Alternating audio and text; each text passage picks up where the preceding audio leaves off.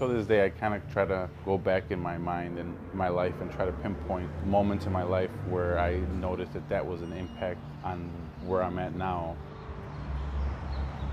When we first moved to this neighborhood, it was predominantly white. Not a lot of Mexicans, but then it all became Mexicans. Anywhere you go, it's like white neighborhood, Mexican neighborhood, black neighborhood. So we kind of never really intermingle with each other. مالك يوم الدين إياك نعبد وإياك نستعين. I am Mexican and Palestinian. We were raised with Palestinian culture pretty much my whole life. So a lot of the people that we talked to and associated with were Palestinian Muslim. Until just recently, I've been researching more and trying to get closer to the religion and learn more about the faith. The reaction I get among non-Muslims is they're surprised that I'm Latino and Muslim. The reality is that Islam is diverse and there's so many people converting to it, especially in the United States. I was born into a Catholic family. My parents were Catholic. We were raised Catholic. At first I thought it was like the Arabs, you know, I thought Christians were white, Catholics are Mexicans, and blacks are Baptists, and Arabs are Muslims, you know. Traumatic experiences in my life, I don't know, I guess I would say it hardened my heart towards God and religion, you know, or faith. I was a heavy drinker and heavy drug user. I smoked marijuana was my drug, a lot, like a lot. And then I ended up going to prison. I did the 2 years in prison as a Muslim, but I was still in the gang life.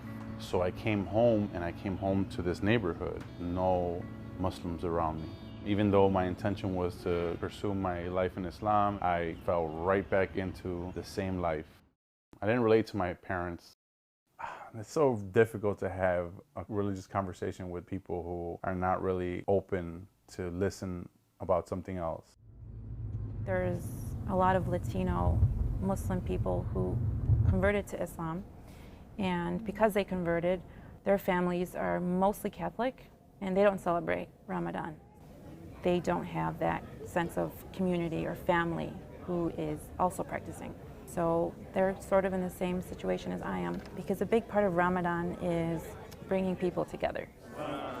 Thank you very much for attending our first iftar as Ohala Foundation. Just to let you guys know, I am going to speak in English first, and then I will translate later in Spanish. So in my case, I did take Shahada with my mom when she married my dad when I was about 10 years old. It was hard realizing that I would have to do this journey by myself because my family wasn't really practicing at the time and I didn't have any Muslim friends. I also did learn that if you don't have someone to look up to, then it's your responsibility to become that person for somebody else. Allahu Akbar, Allahu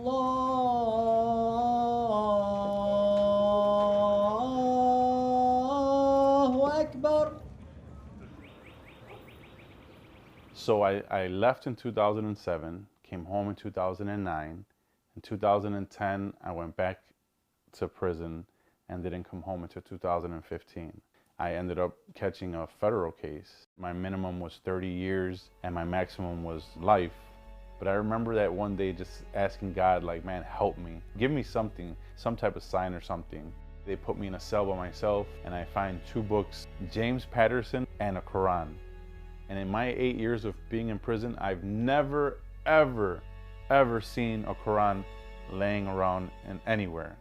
And I remember reading a passage that said, do you think that just because you say that you believe that you're not going to be tested? I didn't end up having to do 30 years. So the rest of this time in prison, I just stuck by the Muslims, ordered, books about Islam, read as much as I could, and just learned how to pray, fasted, and just avoided everything. Surprisingly, there are a lot of Muslims in prison. I met Cubans, Colombians, Puerto Ricans. This is the Quran I had during my last prison bit. So the first time I made the declaration of faith, I did it on my own. Like any other decision in my life, I always thought that the only person that would be affected by this decision would be me. And just like any other decision in my life, I was wrong.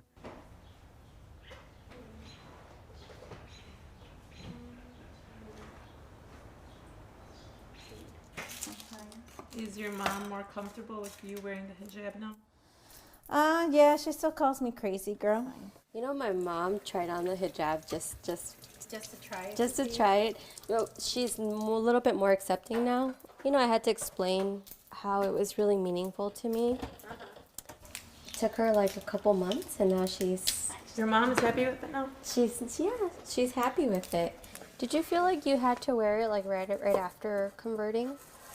I actually wanted to wear it since I converted. My mom and my dad, because they're very Catholic, and I was just so afraid of their reaction. I guess they haven't seen anybody wearing hijab in Mexico. I walk and I go like this and I turn back. The guy goes like, he looked at me like, and then they went back and looked at me like, what's going on? And actually, when I was crossing the border, my cousins were like, oh my God, they're gonna think you're a terrorist. They might not let us in. The sisters have, I think, the hardest job of representing Islam, like, because they can't hide. You know, the sisters that cover up, like, they can't go anywhere and not be Muslim. Two, these are the phobes that I have. They're inside out because I just washed them. I have black, white, pinstripe gray. That's my business one. And then I have this one too, a dark blue. And as for me, it's like, I can go anywhere and people just like I got a beard. There's so much Arabic and Islam in Mexican culture. You know, every image that you see of the Virgin Mary, Fatima, Guadalupe, anybody that you want, whatever you want to call her, she's always covered. Even nuns, like, which is so ironic to me that people always point fingers at Muslim women. Oh, they're oppressed. But it's like, well, a nun is not oppressed. She's completely covered. This is my first Ramadan as a convert, but I fasted 2 years prior. Don't you guys think it's important to feel that like pain in your stomach to kind of like remind you of why we're doing it? It was last Ramadan remember when we met her? Yeah. And my shahada. Yeah. You weren't Muslim yet. No, I Was that your wasn't. first iftar? Yes, that was my first time. Did you tell anyone you were doing it, or you just? No, I didn't tell anybody. When I said it, I was just like, oh my God, I'm doing this. Like, I couldn't even tell my family because they're very religious. I'm like, and that's sad, you know, that you can't go to your family. Here you go. Take this one. Well, what's this not authentic? No, porque no tenía cilantro. It didn't have serrano.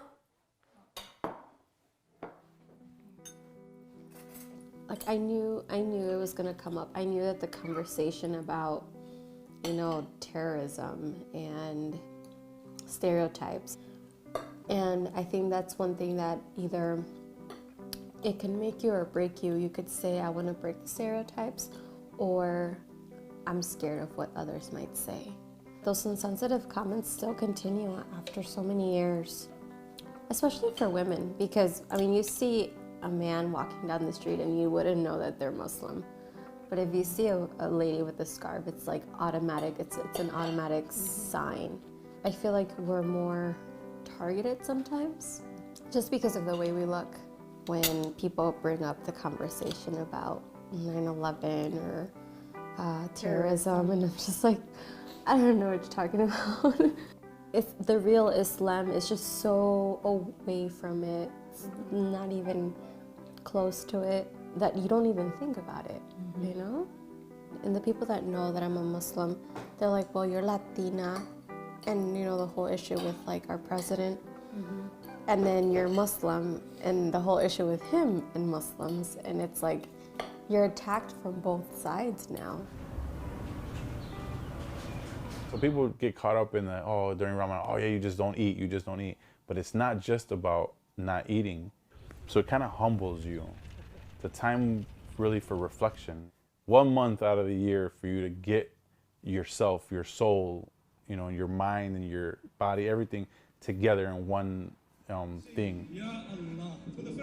Prison is a bad place, but it was such a good place too. Like, there were so many people that didn't know anything about Islam, but knew that Muslims fasted during Ramadan. The first year I was out, they were having an event for the Eid, like for the end of Ramadan, And I went there. So I went and I started, I prayed the prayer, and at the end I started introducing myself to Muslims, and they were, in the beginning, because I look Arab, they were like really open, and accepting, like, hey, and having conversations with me. And then people's eyes started to wander, and they would say things to me like in Arabic, and I would be like, oh no, Mexique. And I remember that first time, it was like a horrible feeling, man. I felt so welcomed, and immediately everything turned around.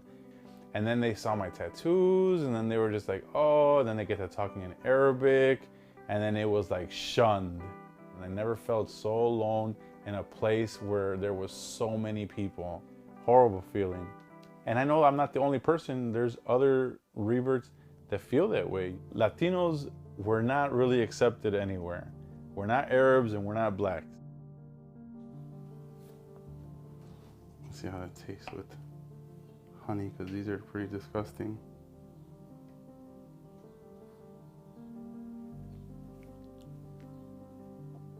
Oh, that tastes way better.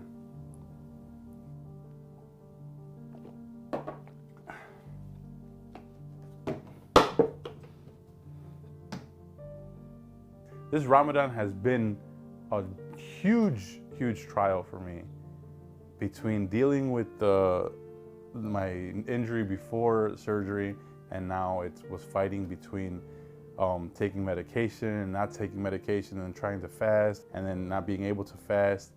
And it's just like, this definitely has been a very testing Ramadan. Yes, we got like 57 minutes and 55 seconds for the next prayer.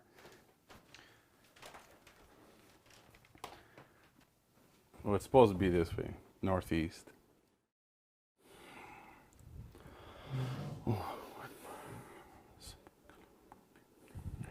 My faith has been wavering. I have highs and lows, just like anybody else.